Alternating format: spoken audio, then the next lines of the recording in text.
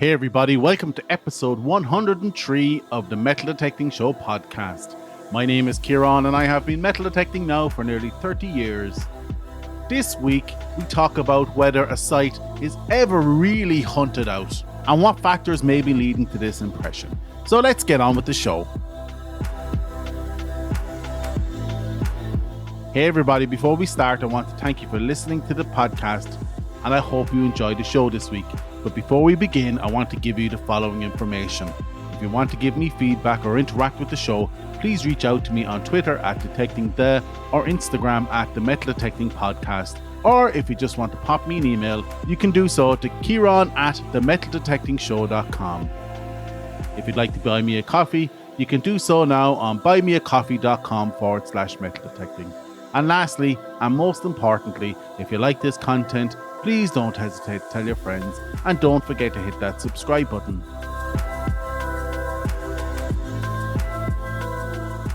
Hey everybody, I hope your week has been great and successful. Some big stuff going on in my personal life at the minute. I've wrapped up my job and I'm setting on my own adventure, setting up in a company.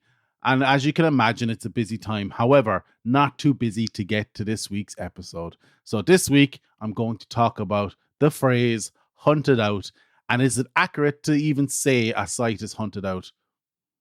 I did touch on this a little bit in episode 68, 5 advanced metal detecting tips. But I will start by giving my opinion. No, a site is never hunted out.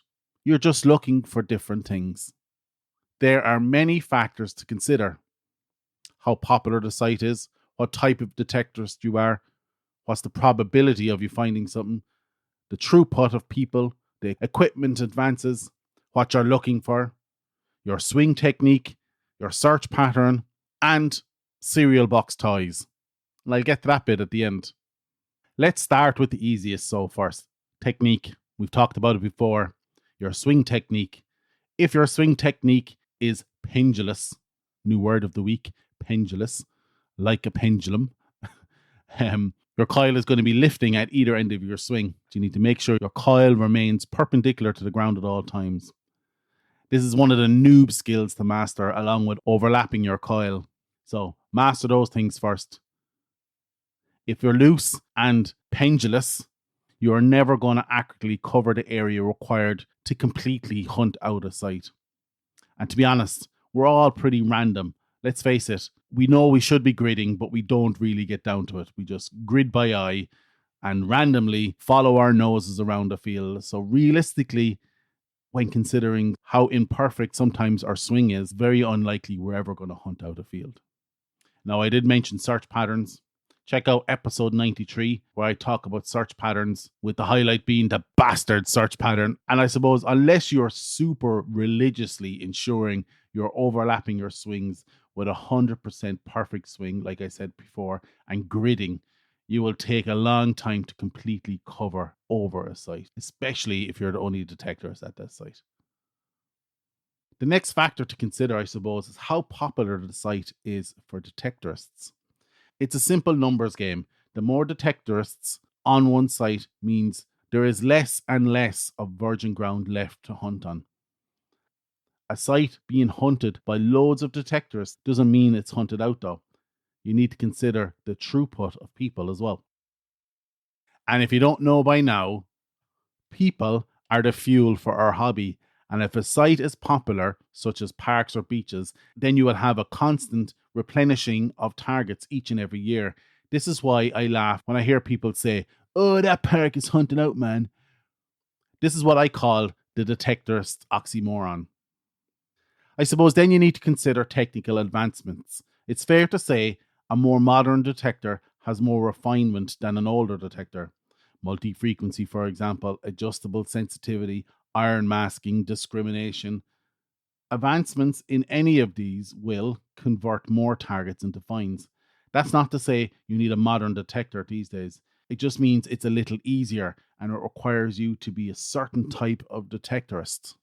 For example, if you're impatient and give up after a few hours of finding jack all, after never even reading the manual, you're never going to hunt out a site. However, if you're patient, learn your detector, no matter how old it is, and persevere, You have a high probability of converting some iffy targets into great finds, even on some hunted out sites.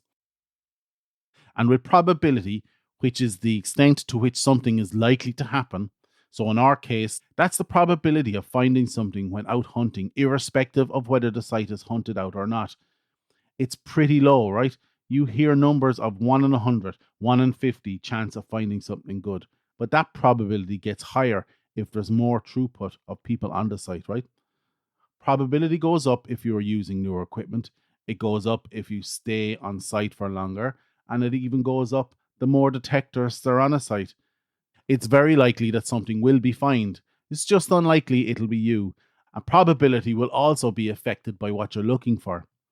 If you're looking for relics, there is a higher probability of finding relics than, say, a silver coin or a gold ring, for example. However, if you only hunt silver coins and set your detector up only to hunt silver coins and hunt a site and find 1 or 2 silver coins and nothing the next time, it's likely you will say the site is hunted out, which can never be true. If you're only searching for silver coins, what about all the gold, the jewelry, other coins, modern stuff? I think you get the gist. Saying something is hunted out is very subjective and depends on what you're looking for. Man, I only hunt for Fabergé eggs, and this field is hunted out. There's also some environmental concerns to consider. Did you ever hear a farmer or gardener say, "My garden keeps growing rocks"? Did you ever wonder why? Do you remember when you were a kid and Kellogg's, who are not a sponsor, used to put the toys inside with the cereal? Actually inside with the cereal. But did you know the secret to getting the toy was to repeatedly and lightly bang the box on the side till the toy magically floated to the top of the cereal? This happens because as you bang the box, the probability of the small cereal filling the gaps under the toy is higher, slowly forcing the toy to the top of the box. And this is the same on the ground. When it rains, you have both water and some level of vibration shaking and moving the smaller particles under the rock, pushing it up slightly every year. This can be accelerated in colder climates when the water in the soil freezes and expands, pushing up the larger particles. And when it thaws, the water flows away, leaving gaps for the smaller particles to fall into. And it is no different in metal detecting. Something that may have been super deep can slowly rise to the surface over the years, waiting for a rock-steady detectorist to find. So can a site be hunted out? Well, I think no. Like I said, it depends on what you're looking for, but it also depends on how you hunt, what you hunt with, how many people go through or went through the site, and how popular the site is for detecting on. If it was me and someone said that field is hunted out, I'd say challenge accepted. I am Iron Man.